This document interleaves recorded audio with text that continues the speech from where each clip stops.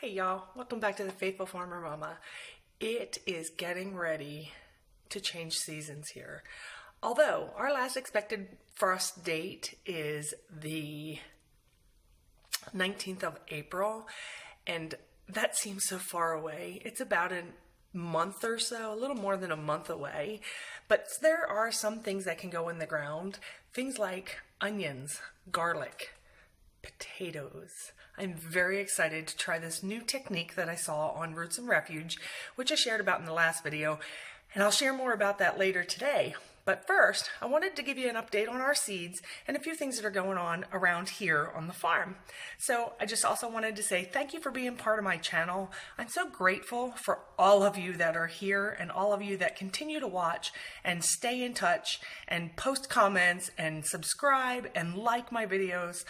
It is truly, truly a blessing. I'm very grateful for you. Let's go look and check in on our seeds.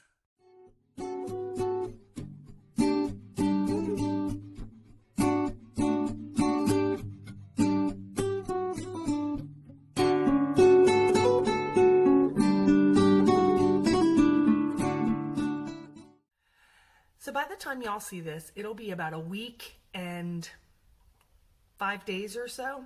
But right now, it has been a week and a day since I actually planted our seeds to get seedlings so that we can plant them in the garden right after the last frost. Let me go ahead and turn the camera around so that I can show you what these seeds have actually been doing. It amazes me how fast they grew this year.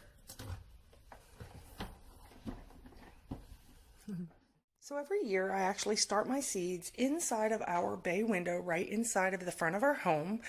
And I am trying this new technique here with these Tupperware containers, and I cannot believe how amazing it has worked. These were not on the last video. I just planted these yesterday. These are pansies, and then I have a few other types of flowers in there. Here, you will recognize this tray. This is all of my tomatoes, and tomatoes are really hard for me to start. However, I am so grateful for things like that. Look at those beautiful baby Romas coming. But a lot of the seeds have actually started to grow. This is chamomile and thyme. I have some red cabbage that is actually starting to come up. These here are just beautiful little cabbage babies. And look at this tray. Look at all of the green. Lots of green. Those tall ones there are baby's breath. I have lots of cabbage and broccoli and cauliflower. This one here is lettuce.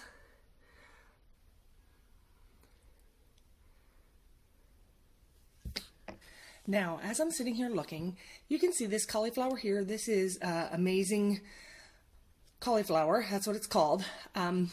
I have, usually when I plant a pot like this, I will plant 3 seeds because then you can pick out the ones that are not as strong and you can plant only the good ones. Now, sometimes an extra seed will sneak in and you wind up getting, let me focus that for you. You'll get 2 or 3 in here. So I have 4, but I have 2 seeds growing from the same spot. So normally what I do, especially at this young of an age, I just pull these out. You could replant this into another pot. If you notice, it does have a root on there. Most of the time I just leave them here, but I do go and thin them.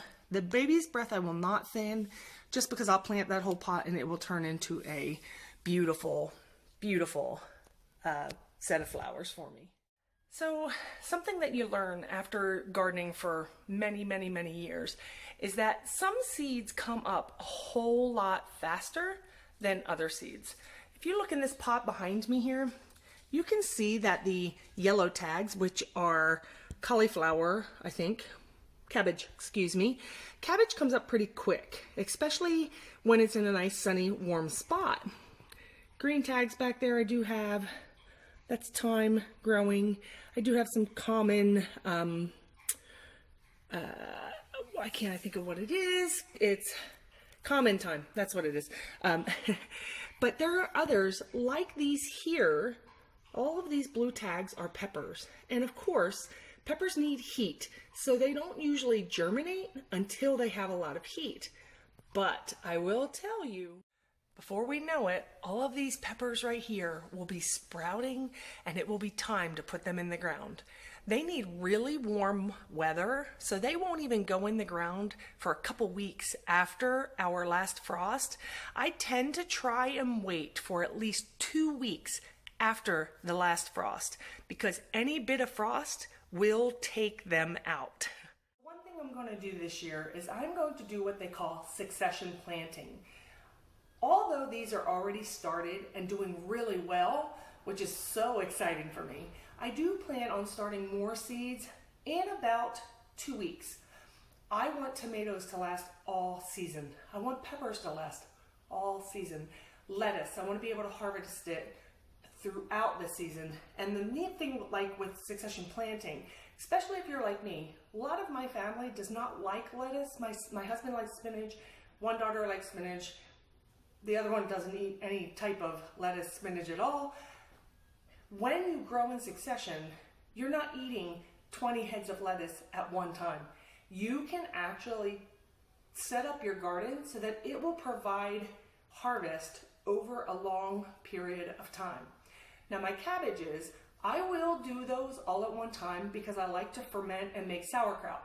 I canned sauerkraut last year. If I can find the pictures in my Instagram wall, I will actually tag the link up here or down below so that you can see those and understand what we did.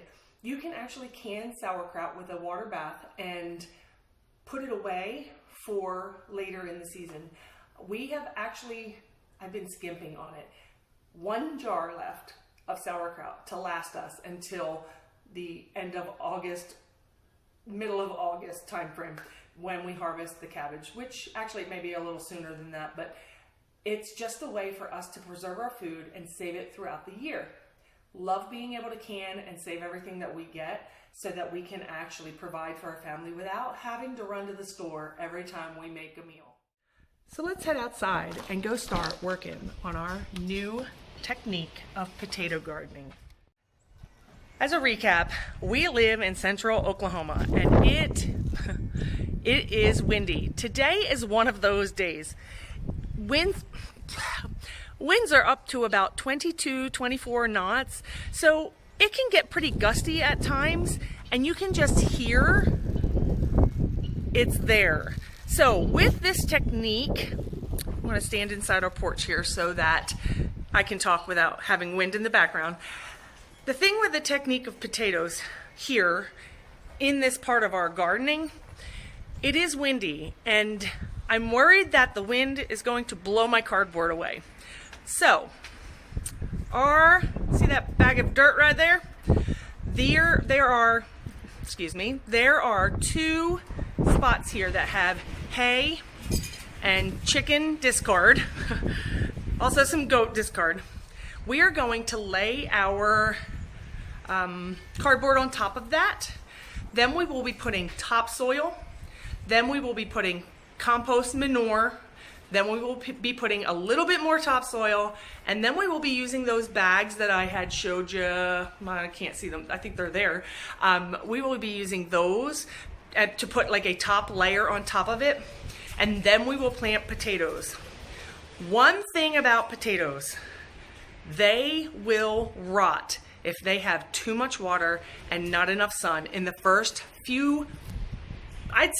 week of planting them. So it's really important to make sure you plant when there's no rain in the forecast for at least 4 days after you put them in the ground.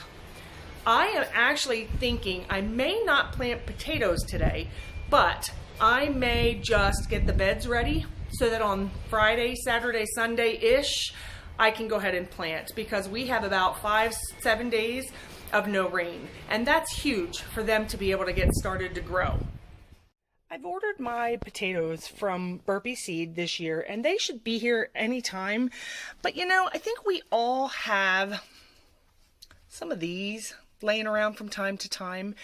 And the one thing that I will do this year is I will actually cut this and plant these Right now, I'm going to actually cut off this part of the potato and I'm going to let it sit out so that it can harden and be prepared to go in the ground, because you don't want to cut it and put it in there soft, because that will also help to promote the rot a little sooner. Funny thing about this is these potatoes, they actually were from my crop last year. And although people have said, don't use store-bought potatoes, some potatoes, believe it or not, will put lots of sprouts. They want to grow. You may not have the best harvest with them. However, they will grow something, even if it's just one potato. This is what we're going to do to harden off the potatoes before we actually put them in the ground. You will just take your potato, see, like this one here, because this one is already this is one plant, I will just put this whole potato in the ground, and these things will grow, they'll turn green, they'll be perfect. But then you have potatoes like this one, they have two, you can see there's one here, and then there's one here, and you want to harden that off, so I'm going to show you how we do that. You're just going to want to cut this here, where this is by itself. You have this here. You're just going to sit this out. I just usually put it on this cutting board and then let it sit close to the window. So these will get brown and hard and kind of almost like the outside skin of a regular potato, so that you can actually have that help of not letting that rot.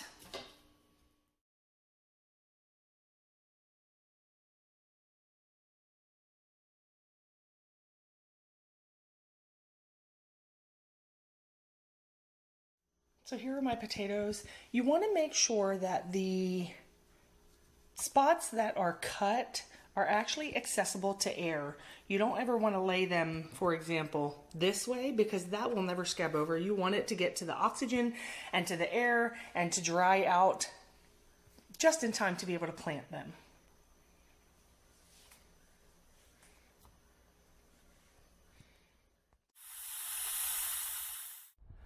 Please excuse the interruption for a few minutes.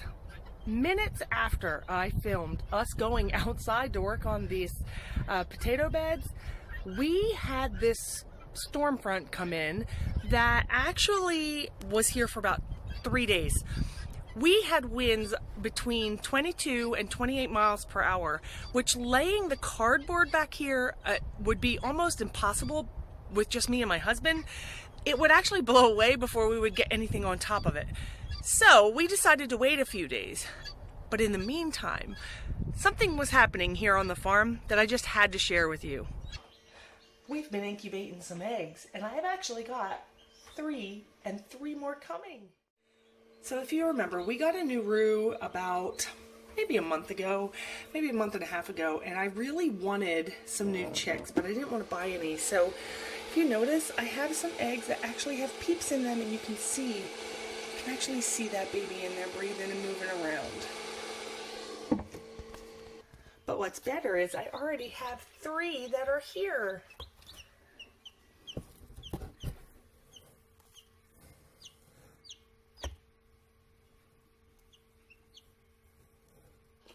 These babies will stay in the laundry room and are actually going to my in-laws over the weekend.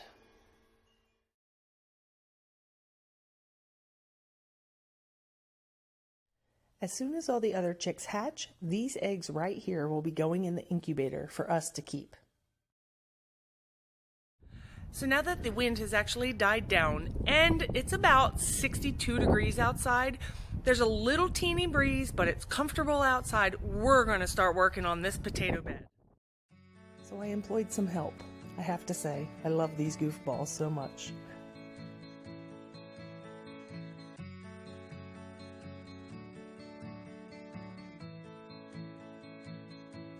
So now I'm just laying out my 3 garden beds. At first I had said 2, but after looking at all the cardboard I had and the size of the beds, 3 actually worked better. I wanted to be able to reach the potato beds from both sides and be able to reach past the middle. So I did 3 of them, and they are the perfect size. I will be planting 2 full of potatoes, and the 3rd one I believe I'm going to put in there squash, zucchini, winter squash, and maybe even some watermelons. or pumpkins because they'll have room to expand and grow.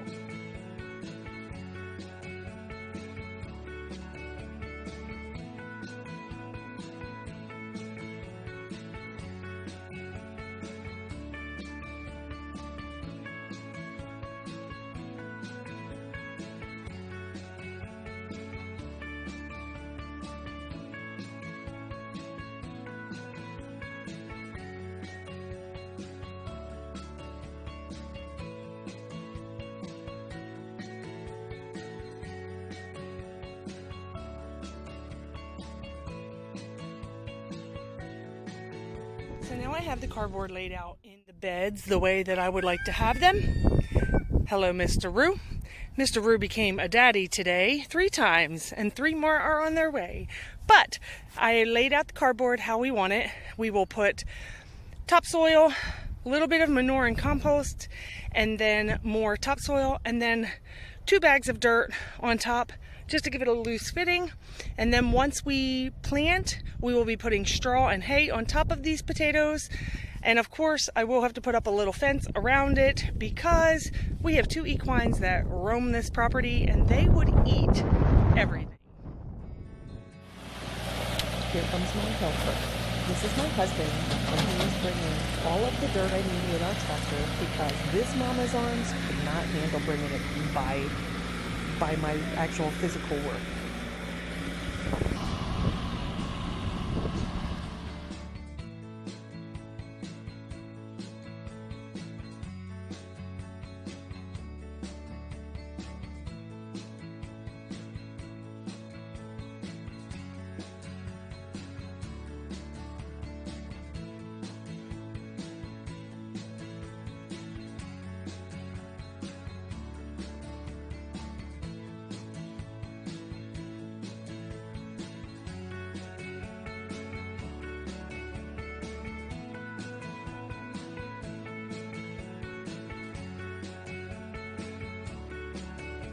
Of course, I had to have some chicken live.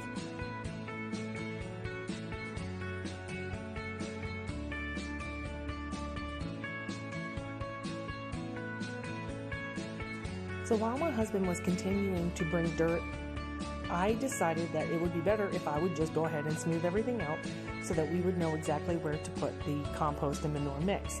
So I went and got a rake, and I am smoothing things out while he continues to dump.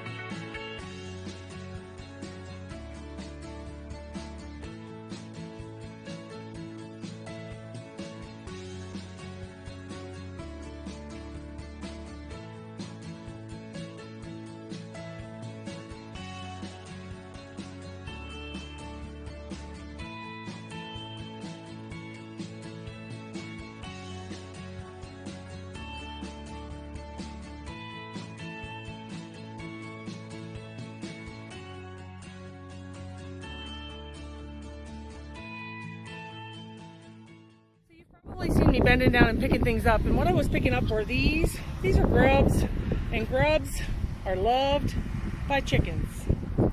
So what I'm actually going to do is throw these to my girls all at the same time because they're great for them.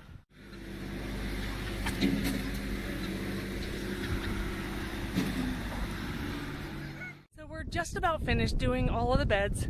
I have 2 more that need the potting soil that is right back here, along with some fertilizer. But I wanted to go ahead and show you how stacked this is so that you can actually see how off the ground it is. It has a layer of cardboard under here, which you can't see, but then there's a layer of topsoil, layer of compost and manure, which has got some hay and some other old garden stuff in there and everything. And then we have our beautiful brown, beautiful dirt, which is full of nutrients and also has fertilizer in it. And then these beds will be done and ready for planting. Well, y'all, that's it for today. Join me in about 2 weeks when we actually plant these beds up with potatoes. I need them to rest and at least get a little bit of water before we actually plant in there. And before it rains for about a week straight. Definitely don't want my potatoes to rot. So, gonna wait for that to go by and then we'll plant sometime. Probably the end of March, beginning of April. So I hope you'll join me then. Thanks for being here, guys. See you later. Just wanted to share with you a few of the things that are still growing in our garden, even here in late winter. Things like sage and sorrel and lettuce and parsley. Absolutely love seeing all this beautiful green.